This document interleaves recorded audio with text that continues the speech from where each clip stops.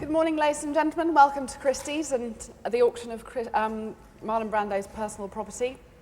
Christie's is honoured to be offering the property at auction next Thursday. A few words about how the auction came to us at Christie's. We were approached by the executors at the end of last year and visited the house up at Mulholland Drive.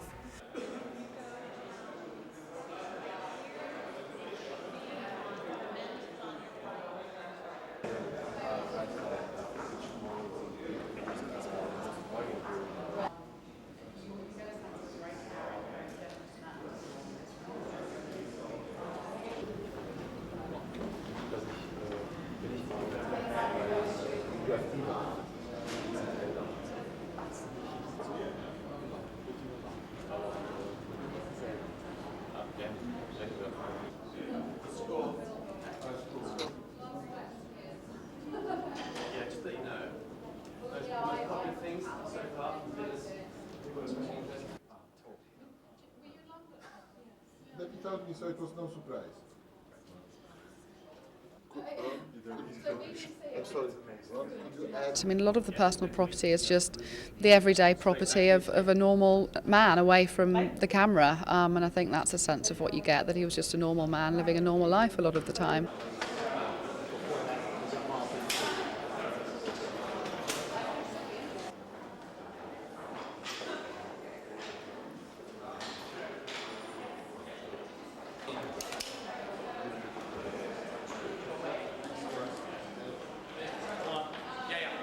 Some of the highlights of the sale relate to The Godfather. I think a lot of the younger collectors and the younger fans remember that as being one of his most famous roles. So we have an annotated script for The Godfather. There's about 20 pages annotated throughout the script with notes on how he wanted to play the character of Corleone, Michael Corleone's interaction with his father in the plot of the film, and little notes by Brando as to what he thought about sections of the text. So that's the highlight of the sale. In with a pre-sale estimate at 10 to 15,000. And we also found a letter which he in fact talks about in his autobiography from Mario Puzo, asking him to consider taking the role of the Godfather when he'd just published the book. So that's a really historic letter. It says, I'd really love you to take the part of the Godfather. I think you're the only actor who can play the part. And he says that he tossed that letter aside and didn't think about it until Coppola came on board to direct the film and persuaded him to actually do a screen test. He had to do a screen test at Paramount.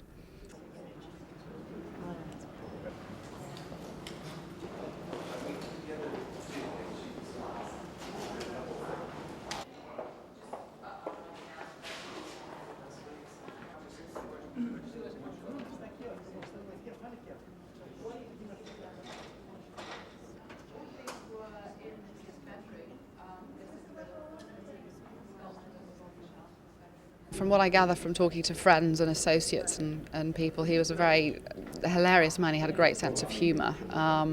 We found a lot of little jokes and tricks around the house, little plastic bagels with roaches and magic tricks and card tricks. And Johnny Depp, in fact, has written a foreword for the catalogue which talks of their shared, very hilarious sense of humour. So I think he was a very fun man.